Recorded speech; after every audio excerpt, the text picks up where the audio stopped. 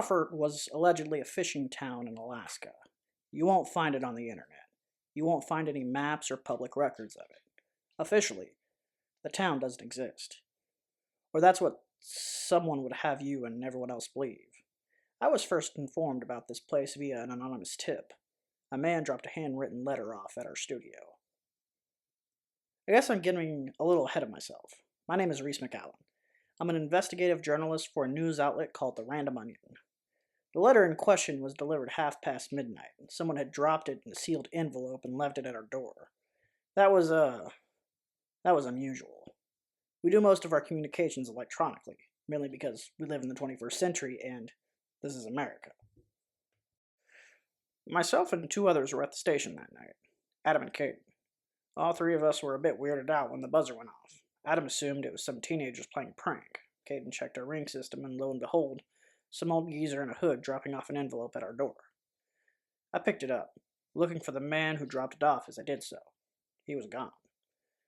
Now, the letter was addressed to whom it may concern. I honestly was starting to think the other guys were playing a prank on me. I opened it at the door, and this is what it said. To whom it may concern. I can't tell you guys my name. Not yet. They could still be following me, watching, waiting. They know I'll talk eventually. I don't know if anyone will believe what I have to say. I don't know if I'll survive long enough to say it, but please, let me tell my story. A whole town is dead because of their recklessness, and no one has said a fucking word. The letter also had an anonymous, or I guess you could call it a throwaway, email attached to it. I took the letter straight to Adam. Is that little fucker playing a prank on us? I asked. Adam had just finished recording a story, and it was late. He eyed me with a slightly annoyed expression. I handed him the letter, and he read over it. This isn't handwritten. It's way too neat. Should I email them? I asked. Adam took a deep breath and handed the letter back to me. Up to you, but honestly, it's probably nothing, he said. I'll be honest, I wasn't expecting much.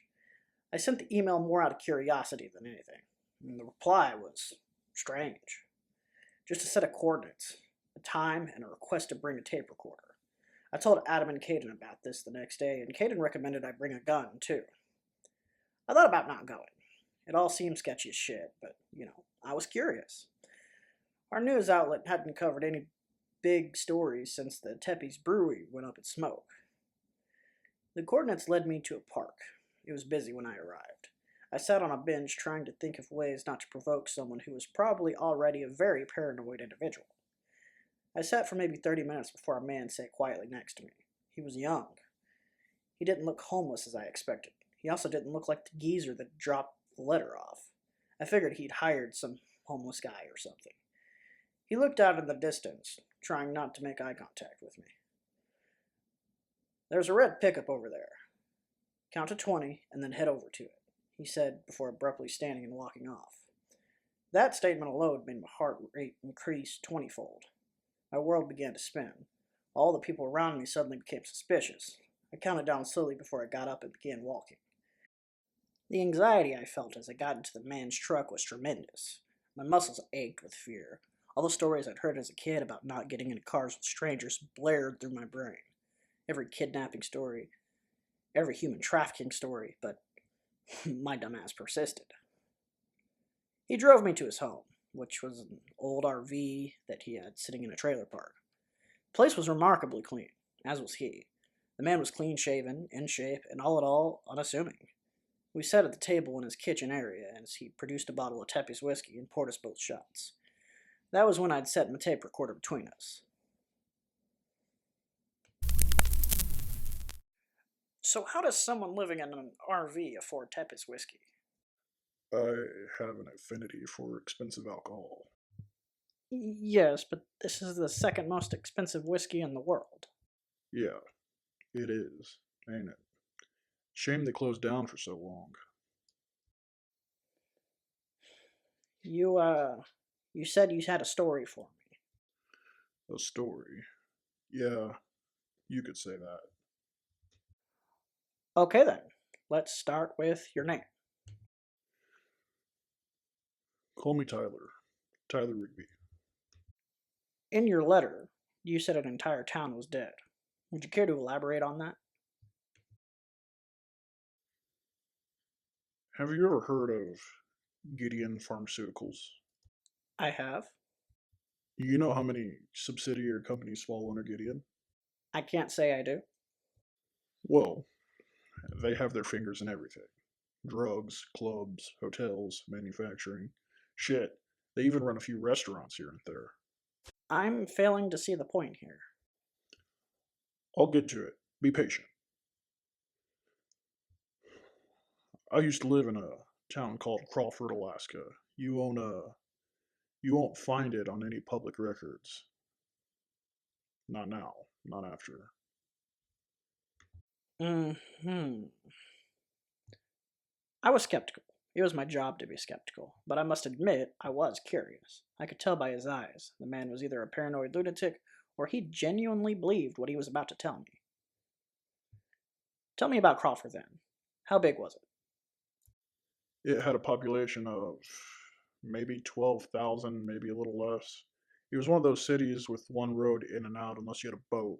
We had a mall. That was the main source of entertainment in the area, aside from the high school football team. A city of 12,000 people just vanished.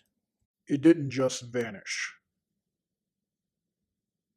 I worked for a small pizzeria called Jimmy's Hot Pie. I was a delivery driver. Hell, I was the delivery driver. We were nestled up on the north side of town, maybe a mile from the local hospital. I only remember that because of Nurse Hackett. That woman would order a medium pepperoni and anchovy pizza every day at noon. And I, being the opening driver, would be the one delivering it. I can remember the first day I realized something was terribly wrong. I'd come to work at around 10:15 in the morning. We opened at 10:30, and my manager, Sally, had already sent me on a double. The first run was an easy one, like really easy. I took a large cheese pizza to a teacher at Crawford High, Mr. Williamson. He didn't tip me, even though he had taught my senior trigonometry class about 2 years before and made sure to remind me every Thursday when he ordered. Yeah, I was a college dropout. Get over it. Anyway, the next run was to the police station. Officer Swanson, another regular. Our police station was small for our population size. We had maybe 15 officers, and that was for the whole city. Officer Swanson was the desk guy. Think like Farva from Super Troopers, except he wasn't a complete dumbass. Swanson was actually a chill guy. The only reason he'd found himself on a desk duty was because he'd been the victim of a heart attack maybe 3 months prior. I'm sure the constant Jimmy Hot Pie in his diet didn't help, but, I wasn't about to tell him. He tipped a 20 every time. I can remember walking into the police station. The first thing that hit me was the smell of the man that had walked in just ahead of me. He was a hunter. One I knew of. I mean, shit. The whole town knew of Hank and his brother Earl. They were the best hunters in town. I guess that isn't saying much in a town full of fishermen, though. Anyway, the man had a stench to him, like rot and whiskey. It wasn't until I brought the pizza to Swanson that I got to see his face. He looked like he'd been crying. He was also shaking like a scared rabbit, which was, I don't know. They marched him to the back.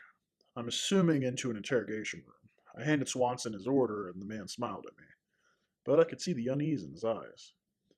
I asked him what happened. Swanson frowned and told me, "We're trying to figure that out ourselves. Hank showed up this morning talking nonsense about some woman eating a dead deer in the woods. Said she killed his brother. We sent Jasper and Nix to check it out." You know, I can remember thinking, Jesus. But then again, I didn't think anything past there being a crazy woman in the woods. I carried on with my day. I got back to Jimmy's Hot Pie and hung out with Sally for a few minutes before the next order came through. I mentioned seeing Hank. I also mentioned that Earl was gone. Sally wasn't from around Crawford. She'd moved in from California about a year before, I think. It, yeah, she kept to herself. I guess I took a few more deliveries before Nurse Hackett placed her order. The drive to the hospital was silent. I mean, I was silent. The radio was playing Slipknot half the way there, but by the time I pulled into the parking lot, I think a Taylor Swift song had come on. I listened to a little bit of everything back then. Don't we all? What happened at the hospital? Nurse Hackett worked in the ER. She was the receptionist. I was standing in front of her with the pizza. The smell of anchovies kind of made my stomach churn. I mean, what kind of Futurama bullshit was that? Anyways, that's not important. Nurse Hackett smiled at me with her thin face as she signed the receipt and handed it back to me. A $6 tip, as usual.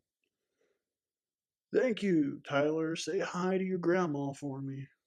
I just nodded. That was when another nurse rushed out, her eyes wide and her face full of what I can only describe as fear. There's been an incident at Crawford High. Dispatch says we need to be ready for a mass casualty event.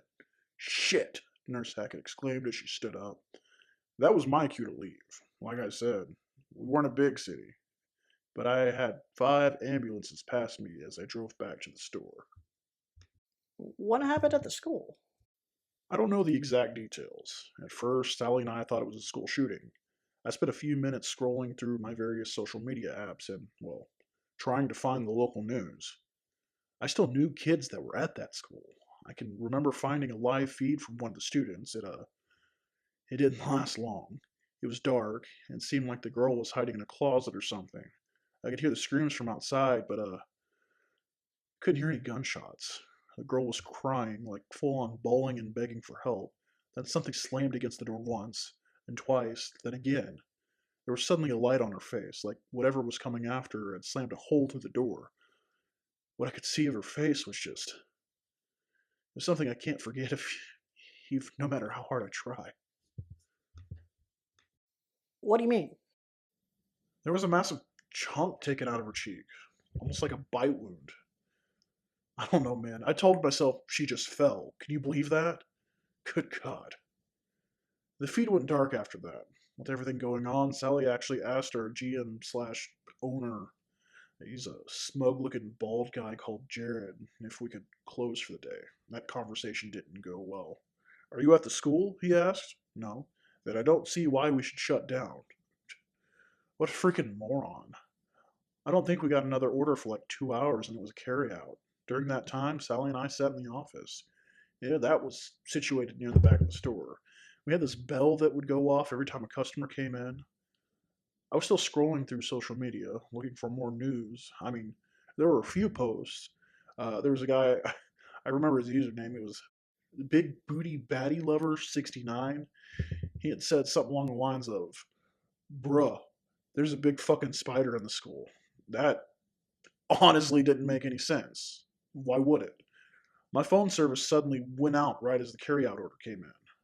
The man who came in had a somber look to him as he picked up his pizza. I wasn't sure why, nor did I care. I was busy trying to figure out what the hell was wrong with the internet. Mine wasn't the only one that had suddenly gone out. I could hear Sally in the back groan as she left the office. Computer's down, she complained as she picked up one of the phones from the front counter. She dialed a number, then groaned as she hung up. Phones too, she said. As you can imagine, things had gone from weird to scary. I tried calling my grandmother next. The line was dead. Tried calling my friend Tony. Dead. Tried calling my dad. The line was dead.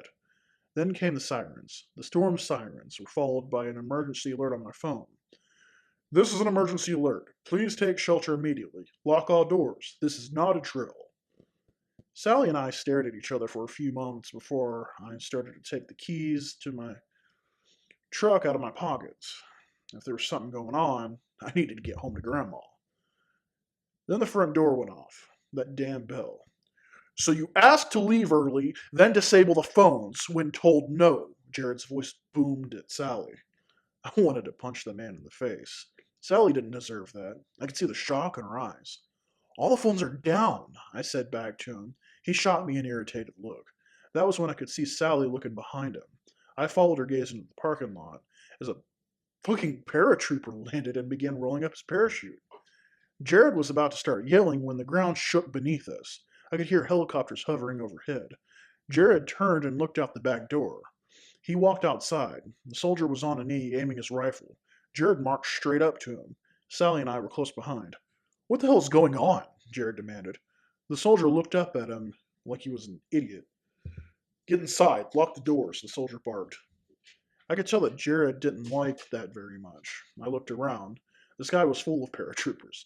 I could see in the distance, in the direction of the hospital, a military chopper was landing on the roof. It was one of those big ones with the two rotors. I think they're called Chinooks, I'm not sure. The soldier got to his feet. "Get inside now," he commanded. We did as told, running back into the store and locking the front door. I really just wanted to get back home at this point. So what happened next? We spent about an hour watching these soldiers land before I went to the back door. Our store was at the edge of the north side of town, and the woods were right behind us. My truck was also parked out back. The temptation was there to run to it, to get inside and drive the 10 minutes home. I had the door halfway open. That was when I'd caught movement in the foliage just beyond the parking lot. I thought that it was a soldier at first, but the man who stumbled out was anything but. I can remember locking eyes with him, or it. His flesh was pale and his eyes milky. I recognized him. It was Earl. His orange vest was covered in dried blood, and he had a massive hole in his chest. He also had a big-ass hunting knife in his hand. He broke into a full sprint when he saw me. I could feel my heart practically drop in my stomach. I froze. God damn it, I froze. It was Jared who yanked me from the doorway right as the zombified hunter slammed into him. All three of us went tumbling to the ground.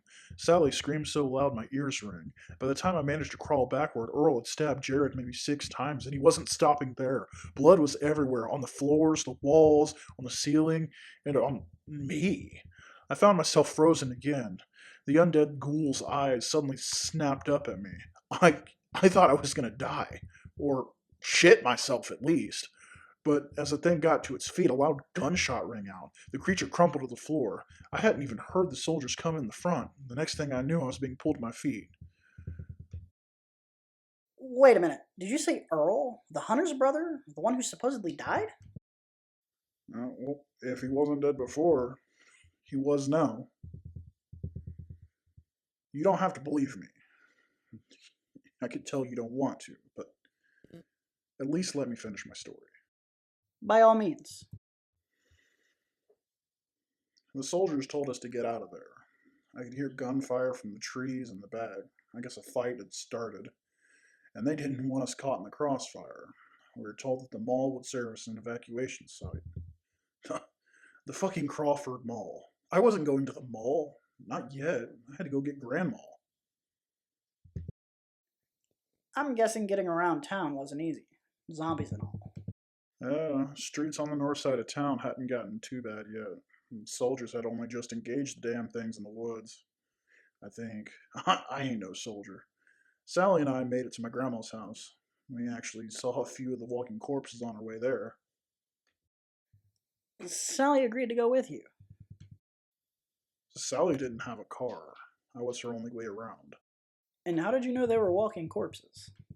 Well, the guts hanging out of the local mailman's stomach helped. We didn't see many, not at that point, maybe 3. My grandma lived in a small house that was maybe 6 blocks from the hospital, so it wasn't a long drive by any means. We pulled in the driveway and I clicked open the garage door. I was maybe 2 steps outside my house when I heard the gunshot from inside. This one beamingly loud. I hurried my pace, knowing exactly what gun it had come from, my heart racing as I flew into the kitchen.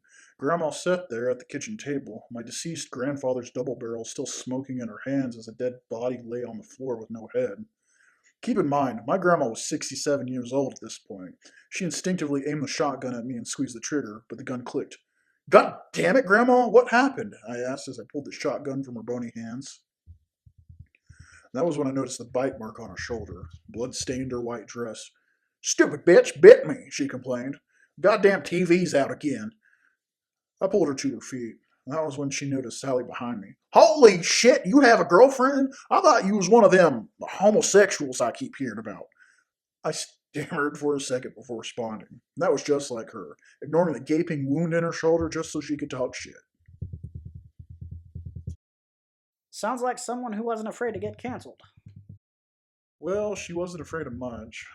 I bandaged her wound and Sally helped me get her into the truck. I packed the double barrel and took a box of shells from the counter above the fridge. Grandpa taught me how to work the damn thing before he died. It was mid-afternoon when we got into the truck. I pulled out of the garage and the 3 of us started towards the mall.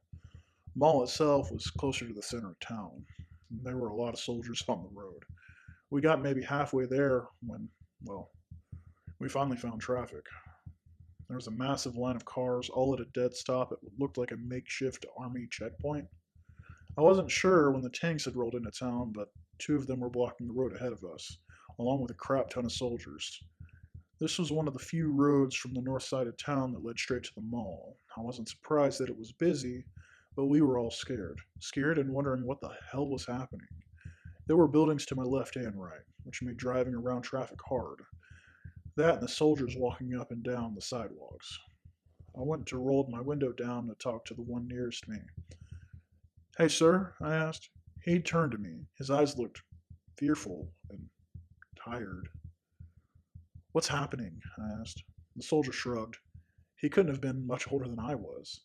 "Command's talking about some kind of chemical weapon. That's as much as I know." "Well, is there any way we can hurry it up? My grandma needs medical attention. Some dumbass broke in and bit her." I could see the soldier look past me. He exhaled, then turned and walked off. A few moments later, three men in black uniforms were approaching the vehicle. My first instinct was to put the truck in reverse, but I was boxed in. A man strode up to my door and opened it, yanked me out. Another did the same to Sally, then my grandma. I tried to scream, but the men held me down. I can remember my grandma being walked into one of the buildings to my left. It was an old convenience store that had been there longer than I'd been alive. "What are you assholes doing?" my grandma barked as they walked her into the building. I struggled against the man on top of me. He was screaming. I don't even remember what the words were. All I knew is that I had to get my grandmother. Then came the roar, if that's what you want to call it. A screech, maybe. The ground shook violently. The pressure on my back suddenly lifted off as the whole street went silent. I slowly got to my feet. My eyes locked on what had made the noise. It was a massive black spider-like creature, only it had the claws like a scorpion, one that was easily taller than the buildings around us.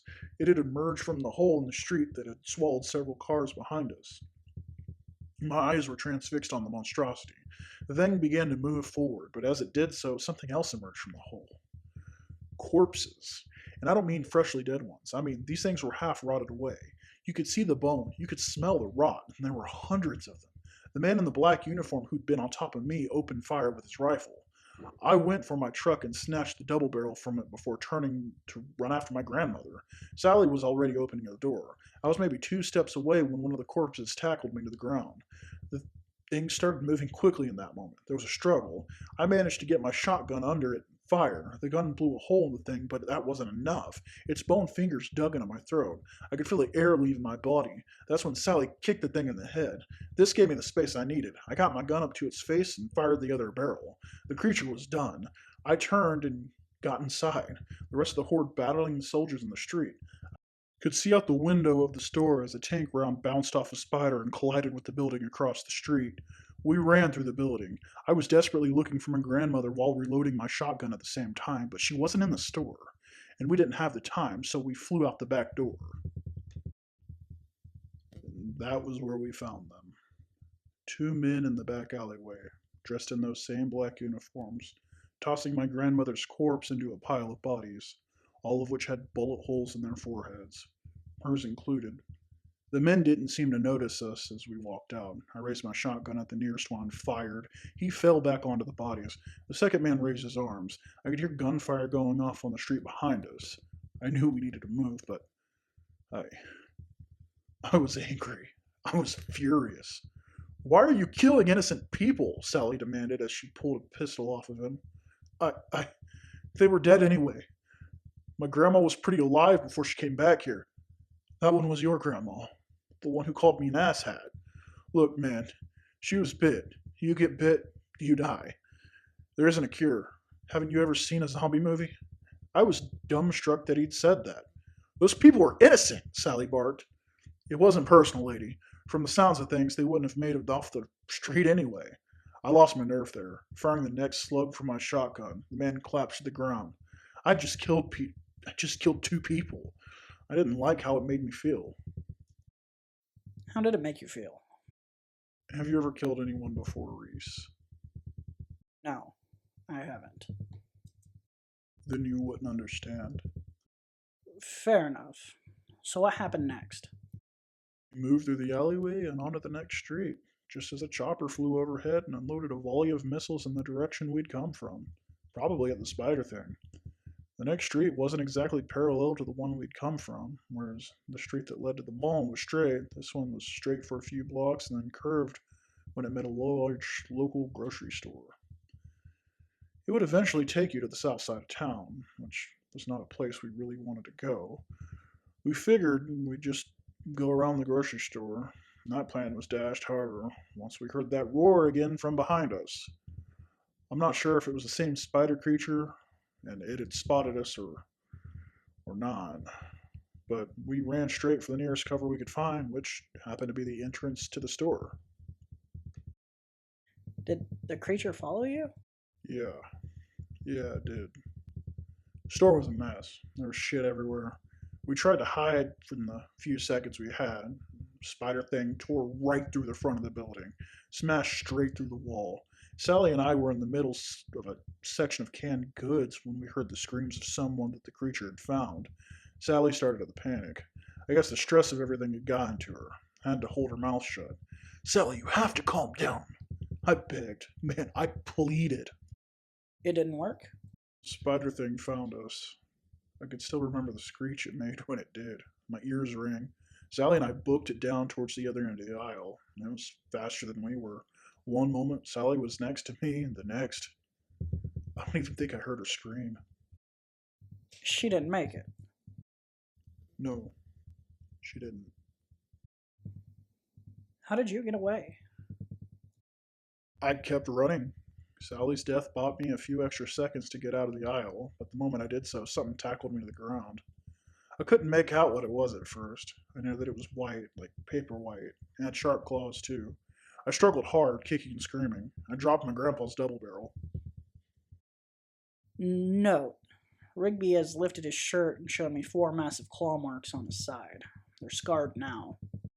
I should be dead, but the roof was suddenly blown open. Sunlight poured in, blinding sunlight. Something yanked the creature that was on top of me off, or someone. When they did, I got a good look at it.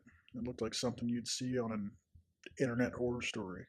Body was emaciated and a mouthful of sharp teeth. Its screeches were deafening as its assailant tossed it down the aisle, where the spider creature scooped it up with one of its claws and ate it. I can remember looking at my savior. It was a woman with an assault rifle and a sword on her back. Behind her was a man who looked like he'd come straight out of a western. The woman held out a hand to me, and I took it, and she seemed to lift me up with ease. The gunslinger stopped ahead of us. I've got the spider, he said. Spider screeched loudly and charged. The man didn't flinch. If he was scared, he didn't show it. He pulled his pistol and fired. There was a bright flash, and the spider had a massive hole in its face. I can remember wondering, what the fuck was that gun made of? The gunslinger turned to us and smiled. Then came more screeching. Another of those white humanoids came barreling at us from another aisle. The woman raised a rifle and opened fire, landing several rounds in the creature's chest and head. This killed it.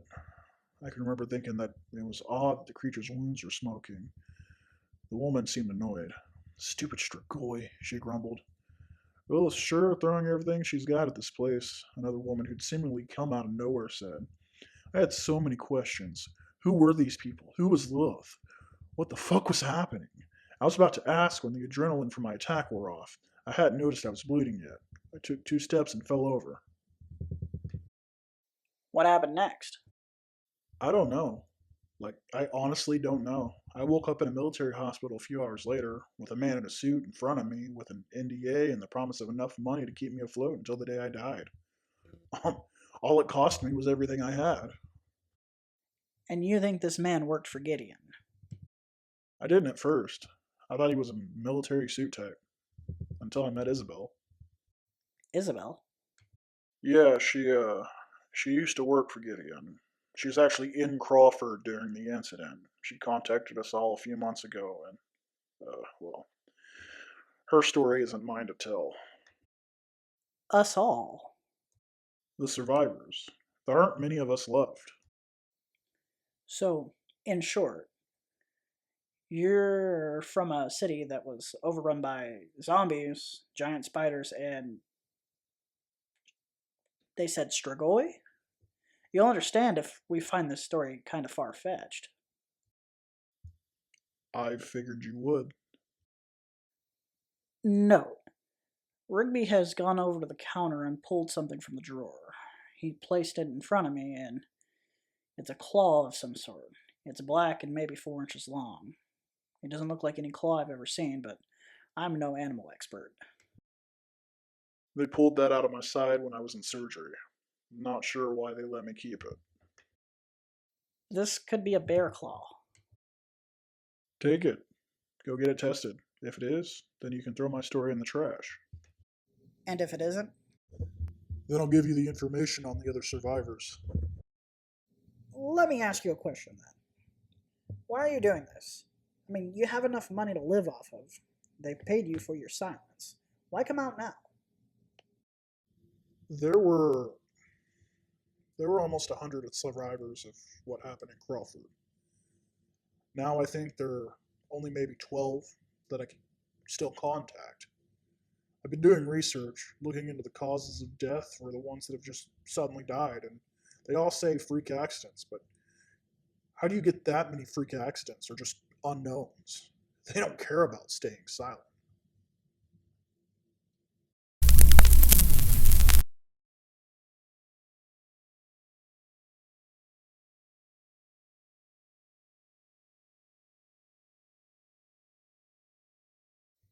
End of interview. I left Tyler Rigby to his own devices. I wasn't buying this man's bombastic story, but then again, something had me curious. I took the claw to our private forensic analyst. He'd run a DNA test. The results would take a while to come in. In the meantime, I did research on Crawford. As I stated in the intro, the city just doesn't exist online. There are no records. The place has been scrubbed clean. I even looked up coordinates that Tyler had given me on Google Maps, and the area had been blacked out. Not like they digitally edited it to make it look like forest, but they put a massive black square over it. I think that's what made me start looking up the list of the survivors that he'd given me. The first 3 names on that list had died in the last week, one from a fall and the other 2 via. It was after I made contact with the 4th one and scheduled an interview that my phone rang. The DNA on the claw had come back, and it wasn't a bear.